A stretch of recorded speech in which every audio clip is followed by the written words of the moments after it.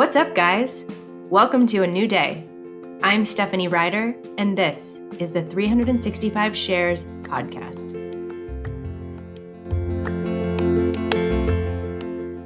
It's February 3rd, 2024, and today's topic is Step 2.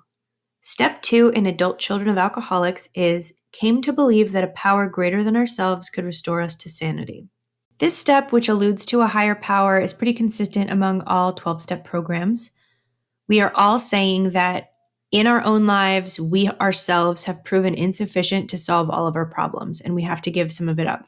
A higher power is difficult for a lot of people. In ACA specifically, there are a lot of passages in the Big Red Book about people who, as children, prayed to God for their abuse to stop, and it didn't. And so that led them to believe that there was no God or that he didn't care about them. There are also a number of people in adult children of alcoholics and dysfunctional families who come from strict religious or cult family backgrounds, and they had a very skewed version of religion growing up, which probably centered on one person who was the leader of their church or organization, who was revered as a godlike figure, and probably who was abusing people or somehow repressing them or distorting the version of whatever religion that they were using to benefit themselves. So for these people, there obviously is a lot of skepticism about a traditional higher power. ACA stresses that it's not a religious program and that the higher power they speak of is a spiritual idea that can be different for everyone. Some people call this power God. Some people call it a higher power or HP. Some people call it the universe. There are all different ways that people can choose to connect with higher power, and there are a lot of passages in the Big Red Book about people having difficulty with this step. It's just hard for a lot of people. But hopefully you can get to a place where you have some idea of a higher power that really works for you. I talk about the author Gabrielle Bernstein a lot. She writes a lot and talks about the universe, which is sort of a catch-all pop culture term for a spiritual force around us that wants the best for us. If you're not sure if you believe in a higher power, if you're an atheist, if you dislike religion, if you've had religious abuse in your past, if you just weren't raised with any kind of spirituality or religious program and it's really foreign to you, that's okay. You can still go to ACA. You can still be in any type of recovery program. You can go to therapy. And what some people ultimately decide is the energy of the group, the support of the group makes up what they consider part of their higher power. And there is actually support for this as well. Buddhist monks who meditate change the frequency of the energy around them. So being part of a group where people are like-minded and they're working toward the same goal can function as a higher power. It can offer you support that's beyond just what you yourself are able to provide for yourself. I'm Steph, and this is my share. The affirmation from the Strengthening My Recovery book says, "On this day, I will have faith in a power greater than myself.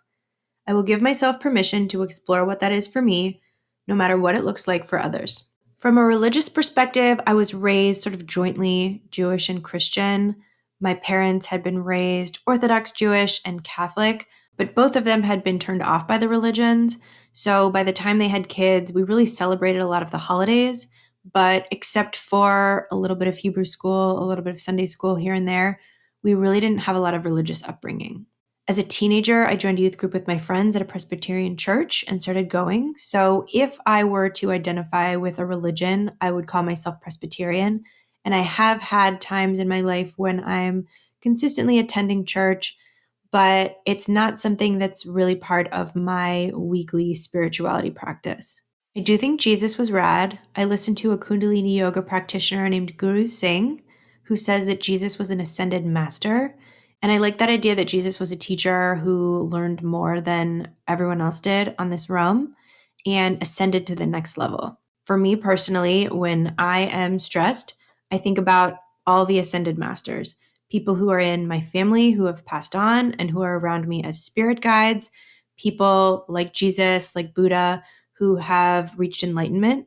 And I also think about stuff that has been popularized in my lifetime, like The Matrix, like The Hunger Games, like The Truman Show. In my moments where I need support from the universe, I think of this life as some kind of combination of all of those movies where there's some force, whether it's people, whether it's technology, whether it's a spiritual God that is watching us, that's helping everything happen. And I think that they want us to succeed. In most of those movies, there is sort of a dark force involved that maybe we're just being manipulated for energy or for entertainment. But I do think that for the most part, they want us to succeed and they give us the tools to succeed. So when I'm stressed, when I find myself being really codependent, when I get stuck in this control cycle where I think everything is up to me and I'm in charge of everything and I'm the only one who can change my life or help other people make the light turn green or get myself a raise or make someone's cancer go away, I have to sit back and remember that there are forces greater than us at work here. And if I don't think that, if I am stuck in this mindset that everything is up to me, it's so overwhelming. So I'm not here to tell you that any specific religion is accurate. I'm not here to tell you what your higher power should be. I'm just saying, for me personally and for people in 12-step programs, we have made a decision that we can't do this on our own. We need to give some of it up to some kind of higher power. When I was attending Al-Anon meetings, when I was going through my separation and divorce, a big part of Al-Anon is let go and let God. You can't control your alcoholic partner or spouse or parent or child or friend. You can't control their addiction. Only they can work on that. You can't make them want to get healthy. Only they can do that. What you can do instead is focus on yourself, and you can say the serenity prayer, and you can give everything else up to your higher power. So a lot of this is not as much of an exercise in trying to convince people to believe in a spiritual force. It's an exercise in acknowledging that we ourselves are not that spiritual force. We are not gods. We are not in control of everything under the sun. We can only do so much. What we can control is ourselves. We can do our best every day. We can live our best lives. We can work our program. And that's really it. So if you're stuck in this mindset, if you're stuck in the stress, the anxiety, the pressure of feeling like everything is up to you and everything is riding on you, and if you make one mistake, everything in the world will come crashing down. Everyone will hate you. People won't survive. You'll lose your job and your house and your dog and your partner.